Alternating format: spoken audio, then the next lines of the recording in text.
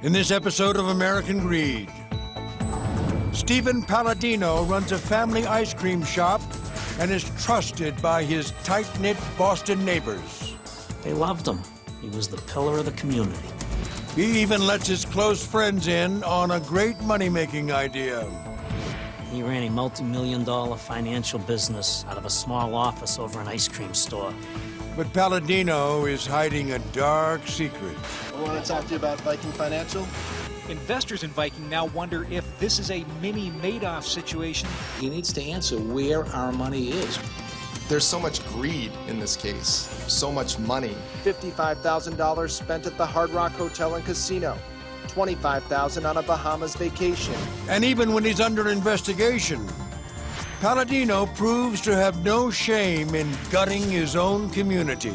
Your investors are out millions of dollars. What happened?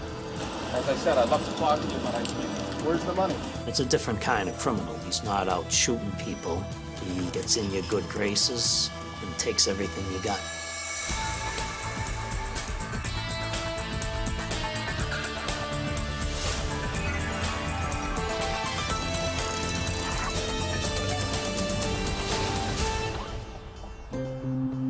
Boston, Massachusetts.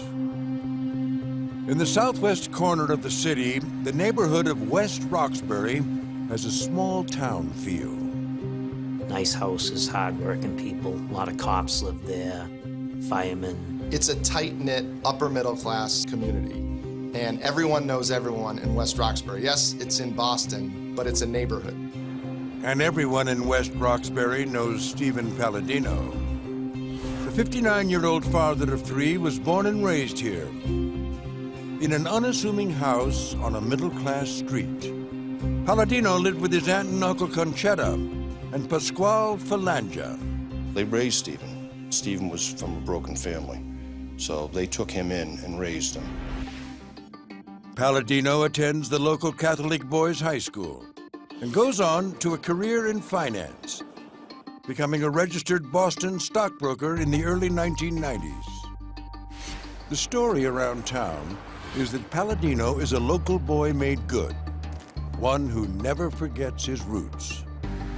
In 2008, Palladino opens the Ice Cream Works ice cream shop on West Roxbury's main commercial drag. Palladino's wife, Lori, does the books, and his sons, including 31-year-old Gregory, help to man the store. First, I recall of hearing about Steve Palladino when he opened his ice cream shop on Center Street, right in the major business district. Boston District Attorney Dan Conley also lives in West Roxbury.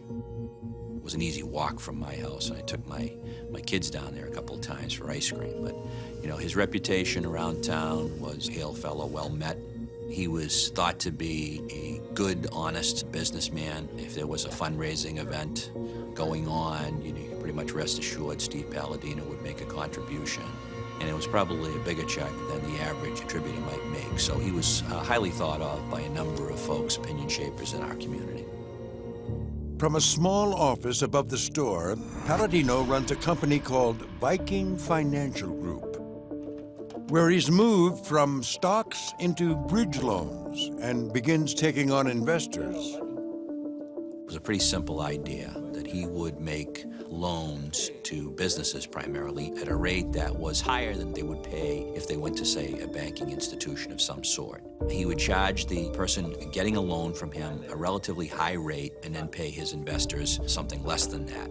They would get a nice profit, as would he. His partners are his wife, Lori, son, Gregory, and a local businessman named Ernest Buzzy NASIF.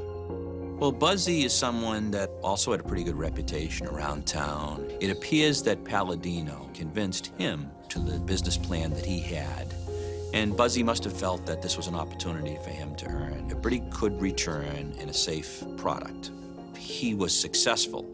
Now, since he then was successful, he was able to pitch the program to members of his own family and members to his extended family and even some good and close friends.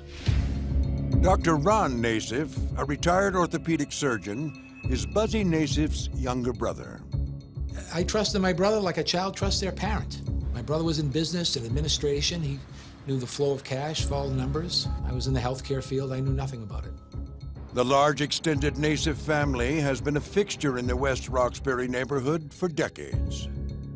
My family and I have lived here since the 1960s, and as we grew up, the brothers, and would start our own families, we bought homes locally. One brother across the street, another brother around the corner, my uncle and aunt and cousins here. I myself just live a few streets away.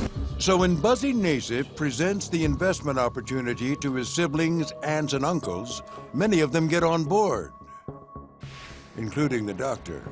I was being told that people were paying 18 to 20%, and his favorite quote was, "People are banging down our doors to borrow money." Trusting that his brother wouldn't sell him on anything less than a secure opportunity, Dr. NASIF decides to go in big. I was recently divorced. My business was slowing down, so talking to my brother, who I trusted as much as any man could trust another, I started liquidating some bank accounts and closing out some retirement funds, well into six figures, with my first investment. Dr. NASIF does question why he is told to make out his initial investment check for $600,000 directly to Stephen Palladino. My brother explained by making out the checks to Palladino, it was easier for him to roll it over into a mortgage for an upcoming borrower. Whatever reservations he may have had are quickly calmed when the first series of loans come due, and Dr. NASIF sees a 12% return on his money.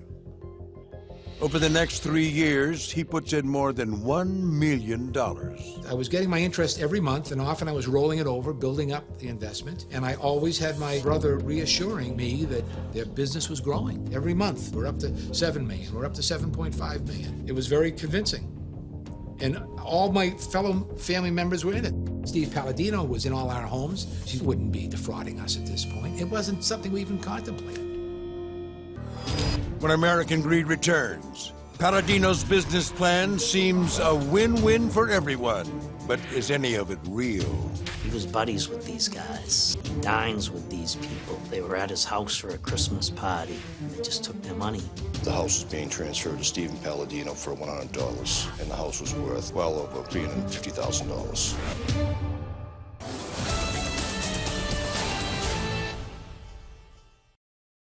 Hey CNBC fans, thanks for checking out our YouTube channel. Here you're going to find videos packed with all of the information that you need to be smarter about your finances. You can subscribe by clicking right here and click on all the videos around me or the eye right here to watch the latest from CNBC. Thanks for watching.